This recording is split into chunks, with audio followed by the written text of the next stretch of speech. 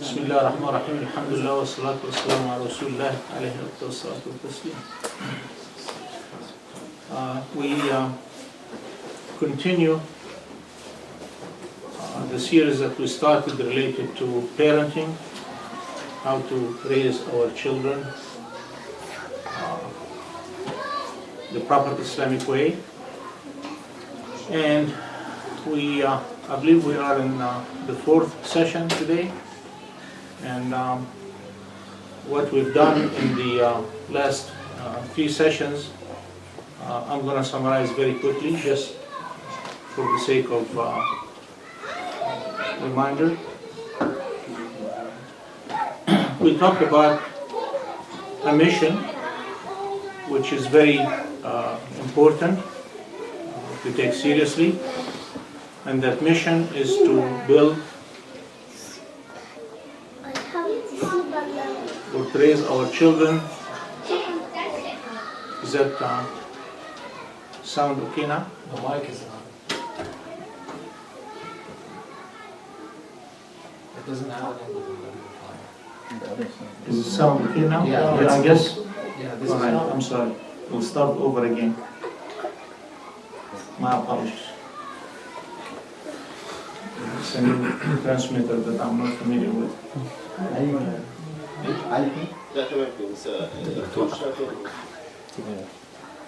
The build is solid, well-founded Muslim generation that is well suited to carry the flag of Islam and deal with the world around during their lifetime from now, which are the 2010 or 2015 to the 28s or 29s.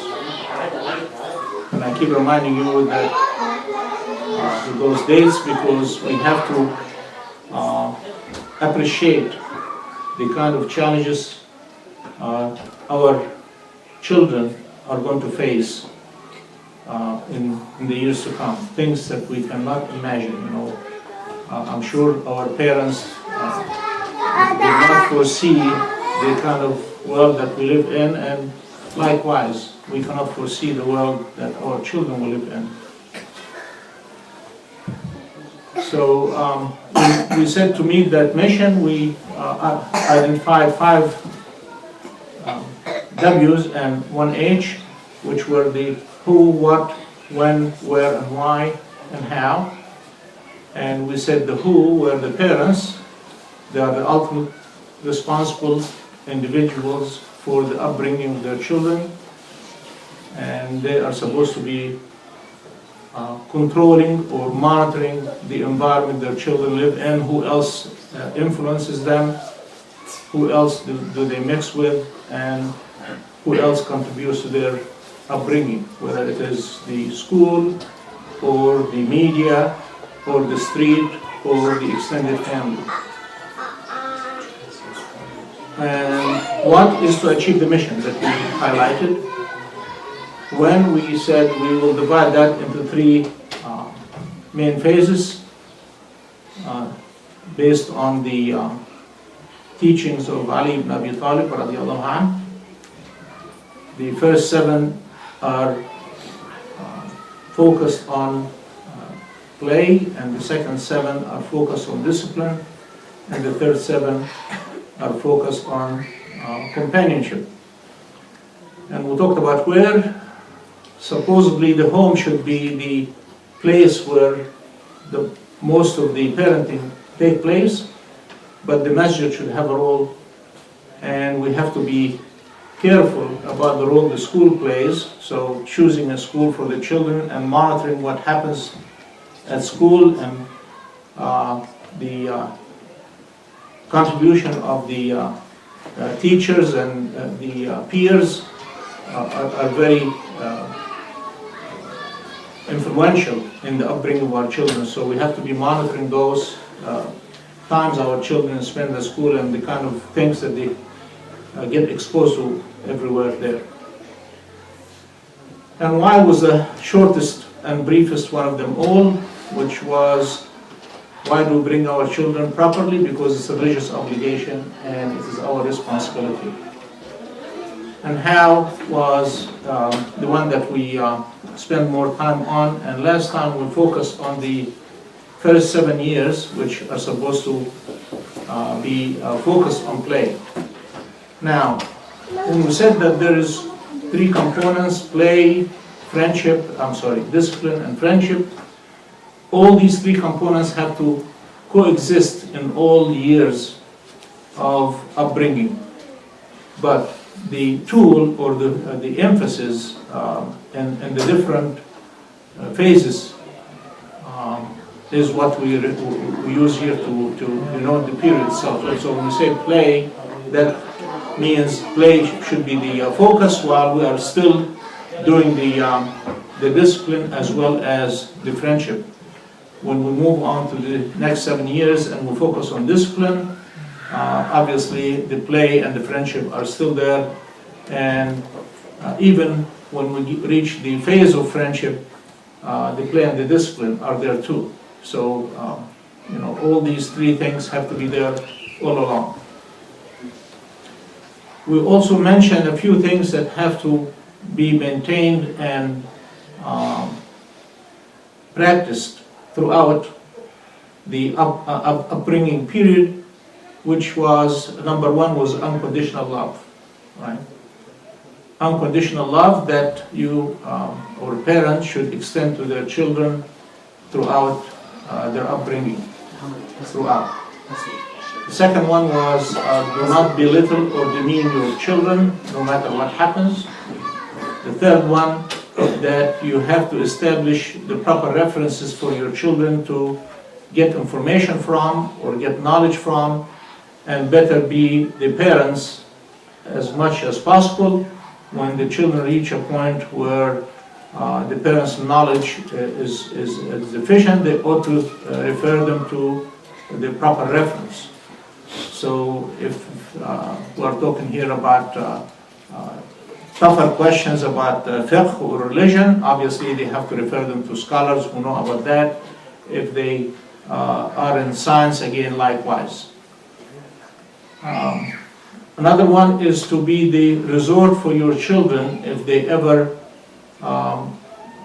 have any issues that they want to open up to someone or keep a secret or confine into or reach a safe haven into. It would be the parents again. So the parents have to work hard in maintaining that relationship of being the safe haven for their kids. The last one that we have to focus on throughout is to always encourage the children to explore and learn new things and give them room to grow. Don't constrain them, don't put too many obstacles or constraints that would control their growth. It's very important to watch that. Now, last time I mentioned a list of almost 25 or so points, and there were the 7 years of play, like we said. And in reiterating those, I want to remind you again was a thing that I mentioned several times before, and I'm sure they all realize and recognize that if you don't have it, you can't give it. So when we talk about these things here, you better be thinking about how can I be the model for my children in this regard? How can I be the reference for my children in this regard? How can I have it so I can give it? How can I be the expert so I can train the others to practice that? Attachment to the masjid and the Muslims. If the parents are not attached to the masjid and Muslims, obviously they can't expect their children to be attached to the masjid and the Muslims. Be careful about holidays. Again, if parents are celebrating Valentine and Easter and Christmas, obviously you can't expect your children to abstain from doing these kind of things. So teaching our children that in Islam there are only 2 holidays, which are Eid al-Fitr and Eid al-Adha, and all other celebrations are not Islamic. We talked about giving your children time and attention, and we often get distracted by other things, and we don't give our children the proper attention. We would be sitting with our children, and the phone rings, and I answer the phone, or I go with my child to a store to buy something, and I meet a friend, and the child is neglected. It's unfortunate that we do that. And what I mean by giving them time is giving them quality time. It's not just giving them any time, right? And quality time means monitored time. You know what you're doing, you think of what you're doing, you calculate every move and every word that comes out of your mouth. So giving your children time means you listen to them. If they talk to you, you are listening. It's not just and then at the end of the thing, the child finished, and you don't know what he or she just mentioned. We talked also about all forms of extending the unconditional love, including the touch and the hug and acquaintance, strong ties, all these kind of things are related to that. We talked about fathers should get involved in the care for their infants, including even bathing them or changing their diapers or things of that nature, carrying them, hugging them, all these kind of things. Fathers have to be involved. So the point is to get your children attached to you, and they don't want to miss you. Make them feel wanted and loved and cared for. In other words, be everything for them. Don't let them feel neglected. Right?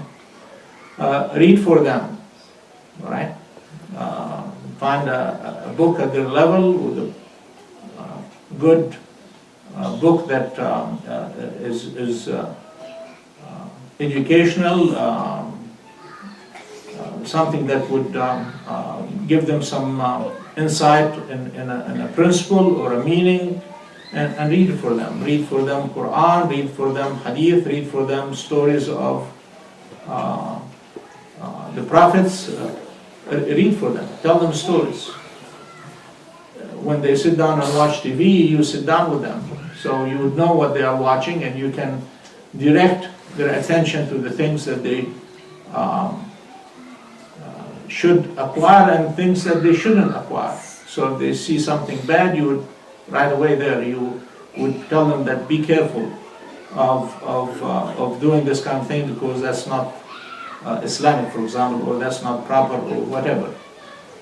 Some other things, okay, you explain it to them in your own language, so they get the right meaning rather than get the wrong signal.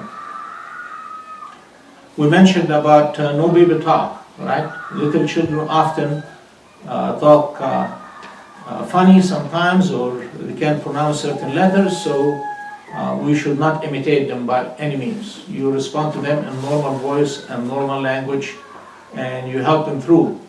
If they can't pronounce something, you sit down and practice with them until they can get it, right? It's very important. We talked about languages. We have to make them feel proud of being multilingual, and don't hesitate to engage them in 2 languages or more. The children can acquire languages very well. Teach them to learn new things, right?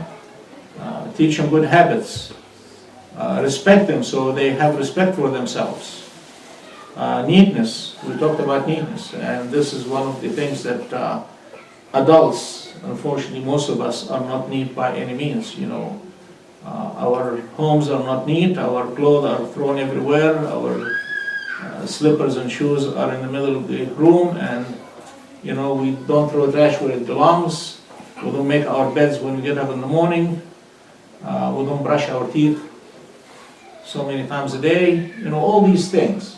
If we don't fix it in ourselves, okay, we obviously are, you know, should expect our children to lose that good quality. So we have to work on this one hard. Language accuracy.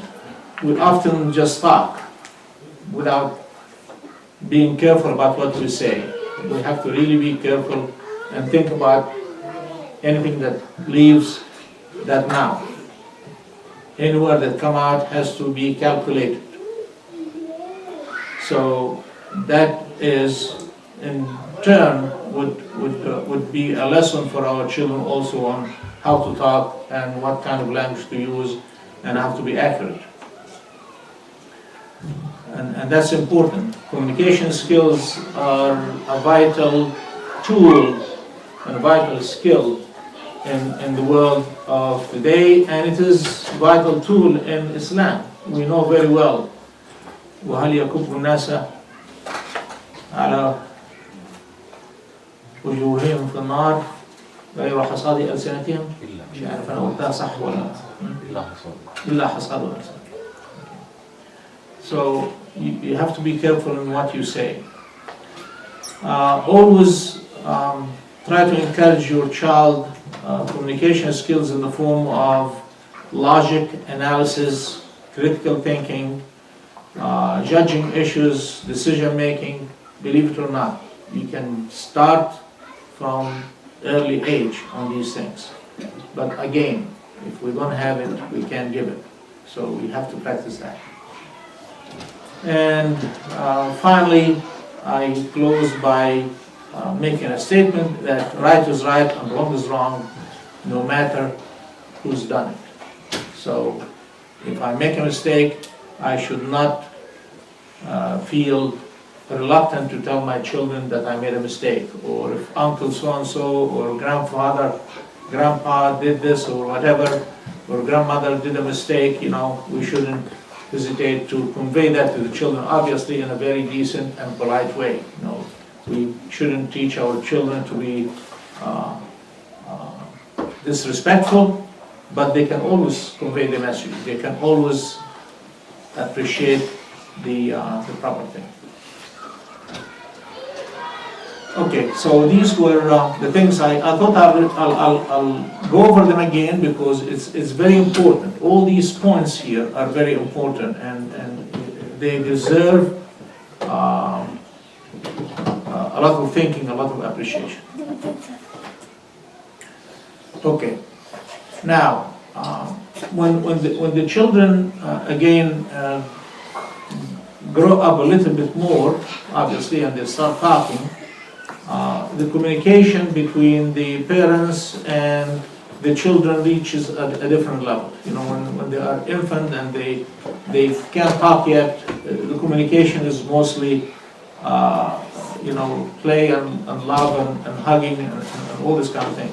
But when we get to conversation now, we get to a level that we have to exercise a few more things. The first one is fahm. If the child is communicating to you and you are listening to the child, you want to understand what he or she is trying to say. And that takes an effort, because they don't usually say things in the expected adult way, obviously, you know. They may start the story from the end, or they start telling you something that happened in a scrambled order, or what have you. So you need to spend more time to understand, because if you don't understand that child, you know, how can you deal with the situation? How can you deal with that child? So it's very important to spend extra time trying to understand what the story is. And perhaps, you know, I often, when I listen to something from my little daughter, I repeat to her what I thought I understood, and obviously she would say yes or no, okay? And most of the time it is no, because I didn't understand. So, you know, so I get back to having her repeat again and help her how to say the story in a proper order. Obviously, it takes patience from both sides. I have infinite patience, but she doesn't. Now, the other thing is also, you have to realize that everyone is different.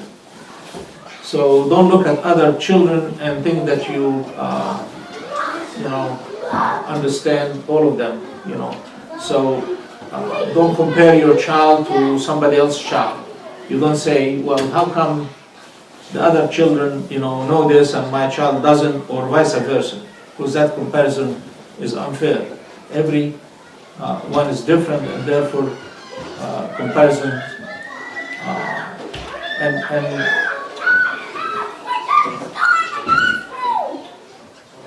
anyway. So that's the point about fact. The second point about istima', okay? You need to understand your child so you know where they come from and how they do this. And like I said, it's basically by listening.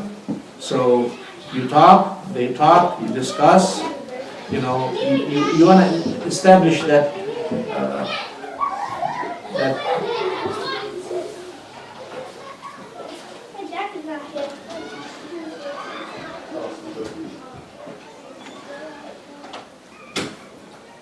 So you want to establish that mutual time of listening to each other, all right?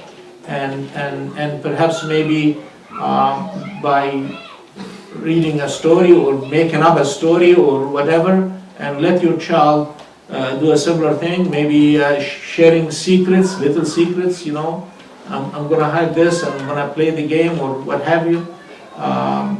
You may want to remind your child of stories of their childhood, or your own childhood, stories of the family, all these things develop and give you communication skills that eventually you build on that, and you start to get your child now in a level where they now learn about science or environment or economy or politics or what have you. You can start getting them to appreciate how much things cost, or why should we water the plants, or what's benefit of having sunshine and what's the benefit of having rain. Why do we have storms? That could be a very disturbing thing to the child. Why do we have this bad weather? Okay, so you try to teach them that's not bad, because there's no such thing as a bad weather. This is just the way weather has to be, because all these weathers are important for the environment. So you establish a dialogue and discussion that you can start from little talk or small talk, as they say sometimes, up to meaningful things. And believe it or not, you can be doing that at the age of 5 or 6. You can be talking about very sophisticated things. All right. And like we mentioned before, there are 3 times that are very useful times that you can communicate to a child, help them memorize Quran or dua or what have you, which are the car time, the bedtime, and meal time. These are the 3 times. Obviously, meal time, they better be listening, not talking, okay?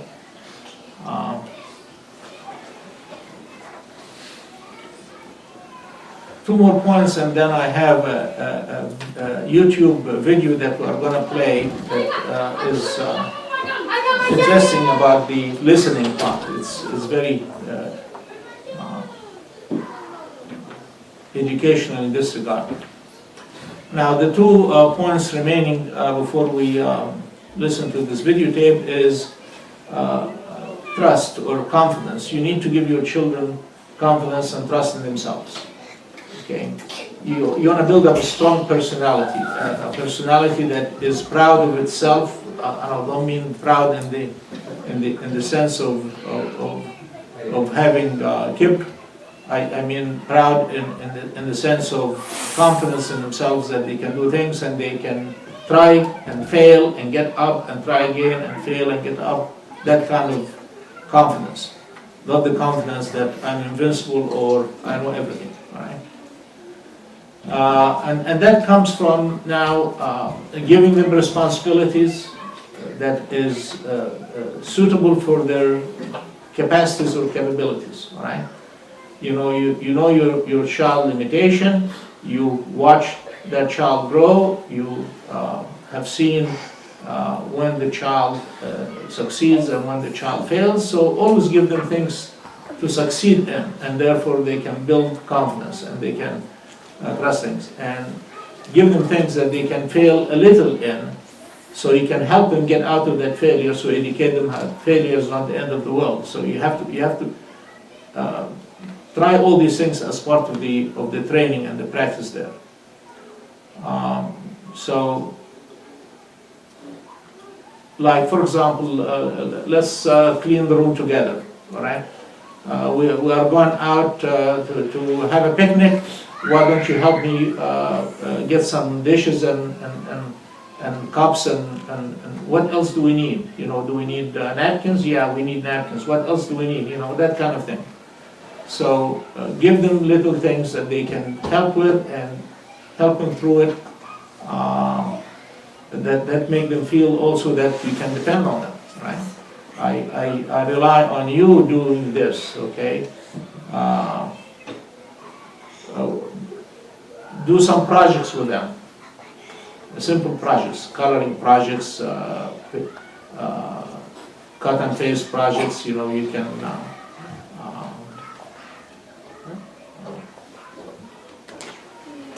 things of that nature. Cooking projects. As early as 2 years old, I always had my children sitting on the counter next to me, and I'm frying some eggs, and they are holding the spoon, for example, you know, mixing the eggs, or we're making, you know, whatever. You know, they're always sitting there helping me out. Or let's crack the egg together, all right? Or let's pour some oil together, you know, that kind of thing. So all these things establish some bond, as well as trust, confidence in themselves, as well as explore. You know, they see new things and they learn new things. Go to the store, okay? Now they go to the store and we don't take care of them and they run around. No, I'll give them a sign, okay? Help me reach that can of so-and-so, or get that paper towel, or let's pick some good lettuce, all right? Is this good lettuce? You know, maybe this one here is fresher, or this one here looks nicer, okay? And even if they pick a bad one, all right? I would, no, this is a bad, no, I explain to them. Okay, well, let's look at this. Is this the one that you got? How does it compare? Which one is nicer? Oh, I think this one is nicer. Okay, let's put this one in and return this one back. You know, that kind of educational thing. You help them develop confidence in themselves, and they learn about how to achieve tasks. Another one is pushing the button in the elevator. I can teach, carry the child and have to push the. Engage in decision making, learn from mistakes, help them with the analysis. All right? The last one I have is iftikhar, or in other words, when you talk about them in front of others. You know, always talk about them with positive things. All right? Never tell others that your children are, you know, he didn't make me sleep all night last night, right? Or he's always noisy and talk too much, or, you know, don't talk about your child negatives at all in front of others. You may, in private, you can talk to your child about his or her kind of shortcomings and how to help them get over it. I will stop here now, and we would run the YouTube on the television screen. And for the ladies, we're gonna send them a couple of iPads with the same YouTube so they can watch it in there too. And for the people on video, we're gonna put the link for that. Can we do that? Can we put the link so they can see that? Now, that YouTube is one of Kareem's favorites. He always send me things for Nauman Ali Khan, and I find them very well done. So I thought that we all can watch that together. So now, the people sitting there now, you need to turn around so you can watch the. Any comments, any questions, any discussions? هو ممكن اتكلم معاهم انت شايف اي حد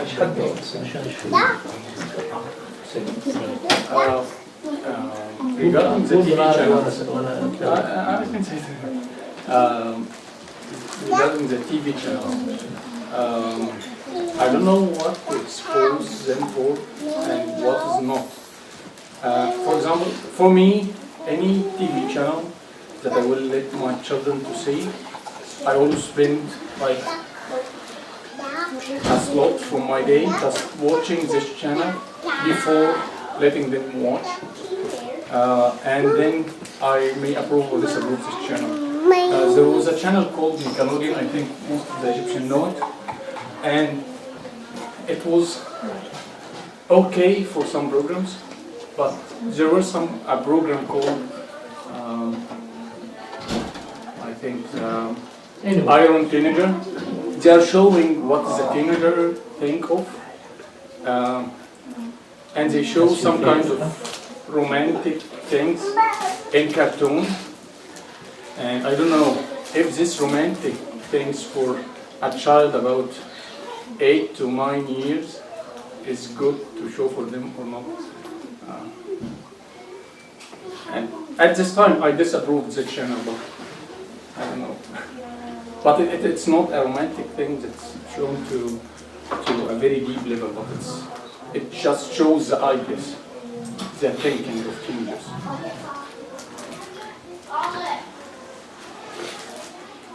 I'm sure that this is a problem that we all face, whether in this country or anywhere else. The TV is no longer Controllable. Controllable? Controllable? No, that's not the right word. The point is, okay, you want to make sure that you expose your children to the proper information and the proper attitudes and the proper lifestyles and all these kind of things. And the media, whether it's here or anywhere else around in our countries back home, don't really put that in their attention to the degree that we are concerned about. So, obviously you are going to make sure that your children watch certain things and not watch other things. Like you said, you spend some time watching the channels to make sure that the information that come through are adequate. Also, when they sit to watch, like I said before today actually, it is a good idea to be with them, because sometimes even your assessment to what is safe and what's not safe may be based on your thinking, not the child thinking. And children see things differently. So, you may think that this is okay, and like the other day I was watching a show with my little one, and came this wise man that was talking about good luck and bad luck, So you think that if you are listening to it by yourself, you may not think about it that much. But to the little child, that wise man became a reference or a model or something, and and telling, and the concept of good luck and bad luck, again, we take it lightly, but obviously to a little child becomes a serious thing. And start talking about, I was unlucky, or I had a bad luck today, just like this wise man said, that kind of thing. So if you are sitting with a child through the TV program and engage the child in a discussion about what we just watched, and see what he or she learned from this or absorbed, how did he or she understand this kind of thing, and carry out a discussion. So it's just like, trying to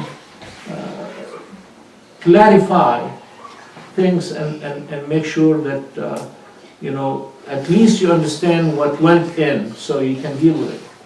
So later on, when you see your child behaving a certain way or saying something, you will know that it was coming from that source, right, for example. So it's a difficult task and requires time to filter before and to clarify and adjust and correct after. Both are important. Like my older boys, I used to tell them that we are different.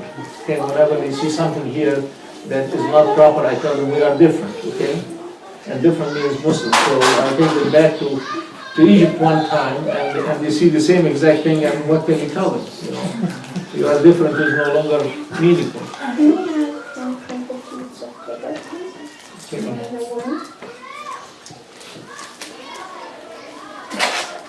Thank you. Wait, is that time?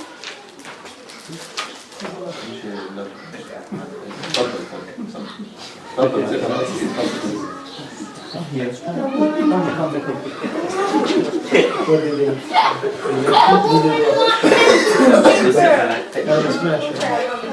be honest, I didn't quite hear what he said.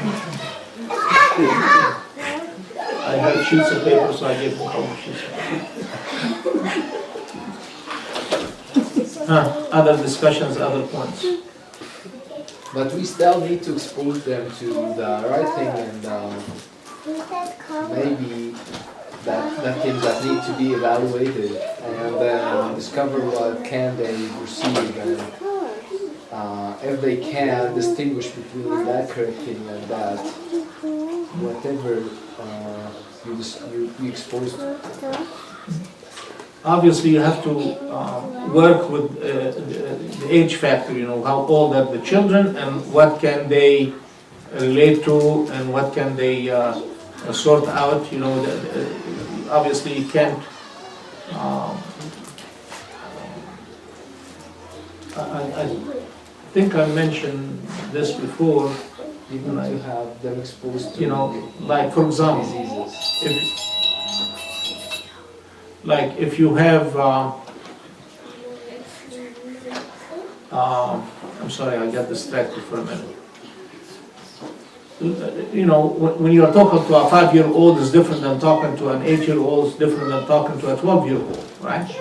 And, if you were raising the child properly and you did the best you could and everything, and you have confidence in your child, appreciation and solid foundation, obviously they are going to see the wrong things wrong, and they're going to see with your help you can explain to them, you can clarify things and all that. You can't shelter your children. I guess that's really what I want to say. You can't shelter your children 100%. Obviously they will have to get exposed to some, all right? But that some better be within the allowable dose that cannot destroy or damage. Right? We all get exposed, obviously, to.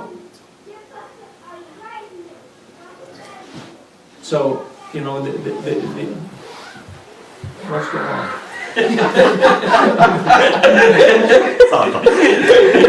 These are distractions. تطبيق عملي تعود الأطفال. My apologies.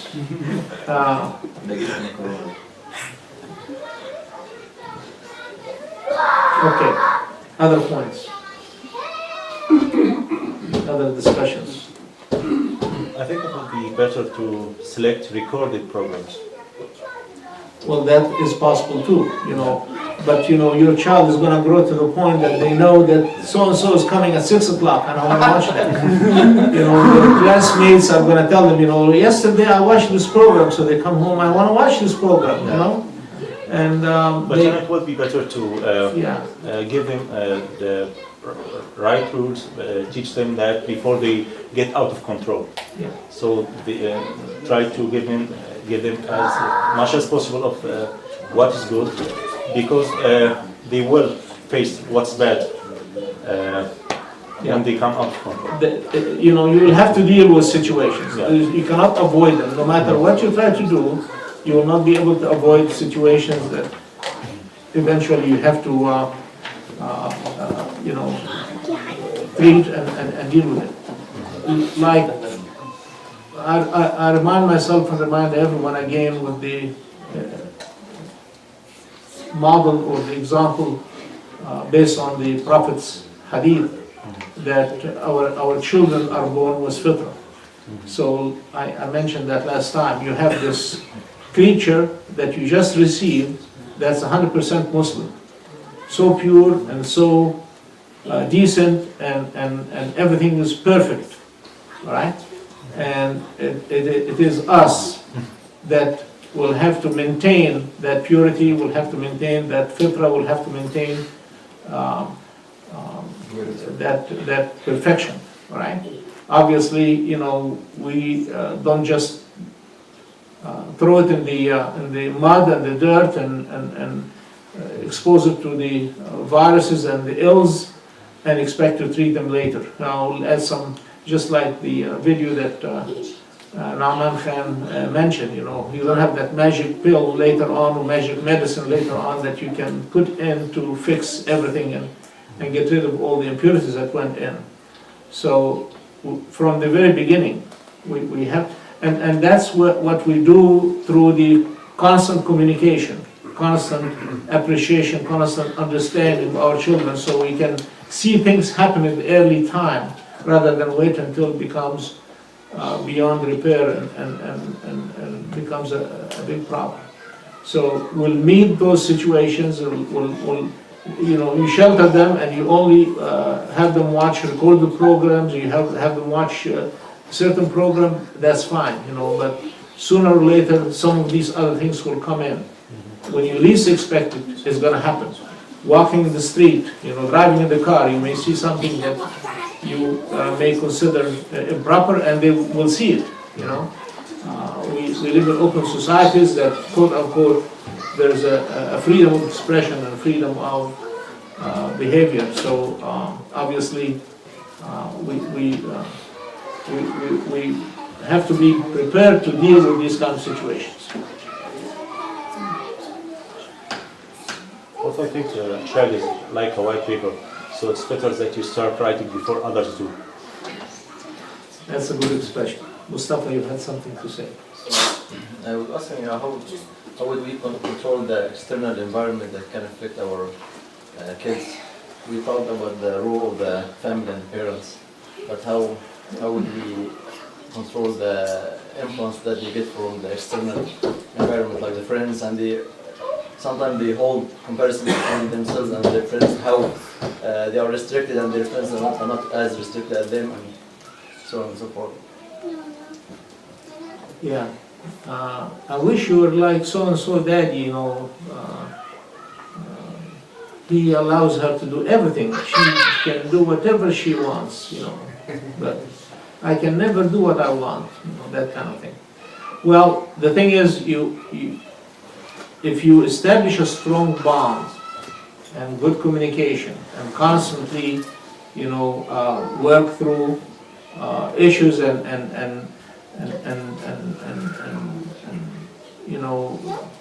be the reference, be the resort, be the, you know, like again, the video that we just watched was Nauman Khan. You know, if you be a true parent in the full sense, right? There will always be, even if the child says something like that, but they always understand that you are doing that for their own good. Because they have, see, you know, children are not, you know, stupid, they understand, they're smart. And they will understand that, you know, you love them and you care for them and you do all these kind of things for them. And even though that you did not do one thing or you did not allow them to do a certain thing, they will tolerate that, right? They are not going to take the single incident, right? There is an integration factor here that will come into it.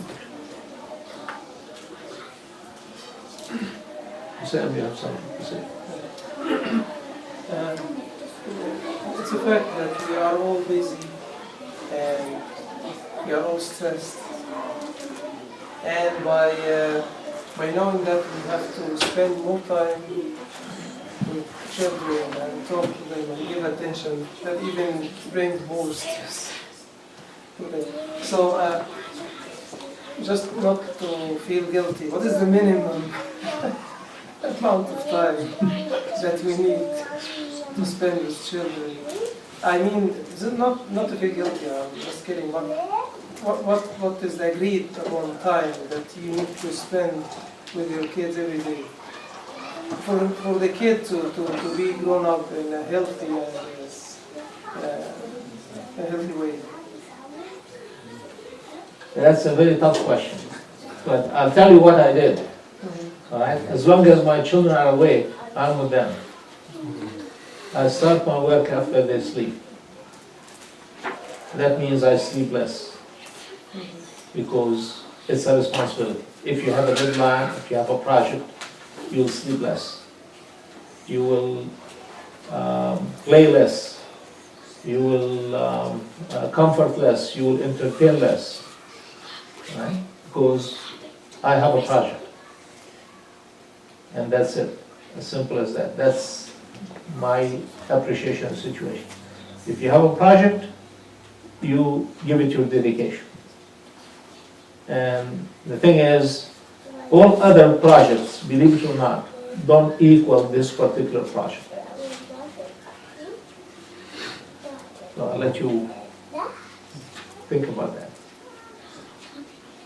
But it's not number of hours, and it's not, you know, children come back from school, suppose they are in school, they come back at 3, 4, 5, they sleep at 8.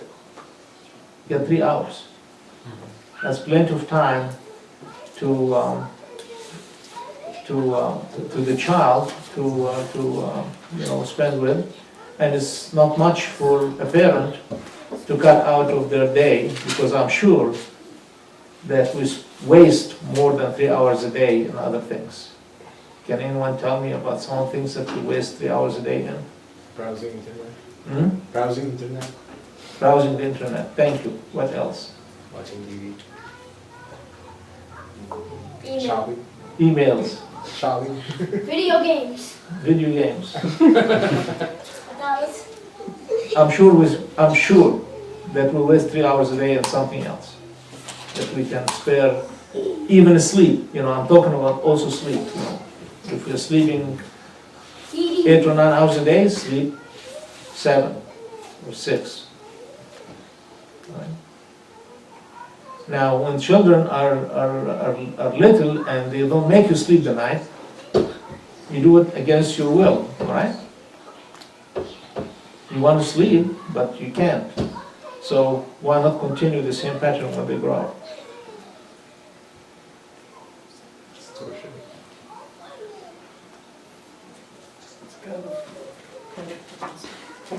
Torsion. Bad answer, bad answer, bad answer.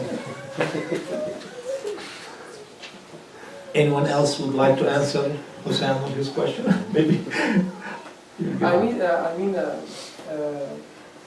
if we have a kind of a program or plan for certain activities that is suitable for child ages, if we can put this ahead, we will need that okay, this day we will do like this, and the second day we will do this.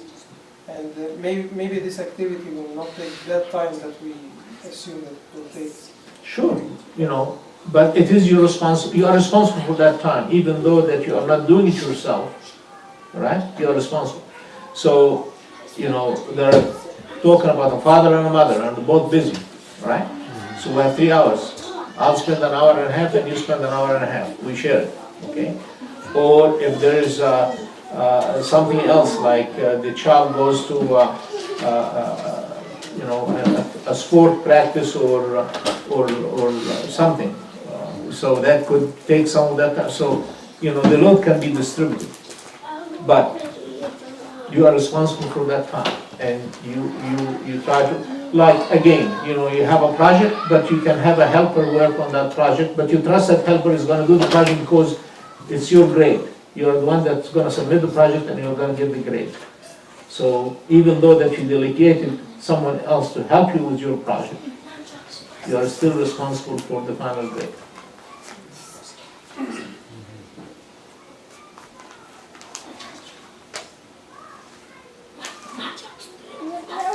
Okay? Any more questions, discussions? Okay. سبحانك اللهم وبحمدك نستغفرك ونتوب إليك